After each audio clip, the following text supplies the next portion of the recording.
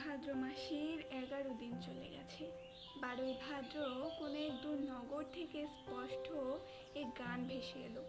সেই গান শুনে প্রেম দেওয়ানা নদী ভেজা পাখির মতন ডানা ঝাপটায়, আর এই কুল ওই কুল ভেঙে ভেঙে পড়ে। এ জন্মে যাহা বলা হলো না, আমি বলিব না, তুমিও বলো না। জানাইলে প্রেম, করিও ছলনা। যদি আসি ফিরে বেদনা দিও, পর জন্মে দেখা হবে প্রিয়।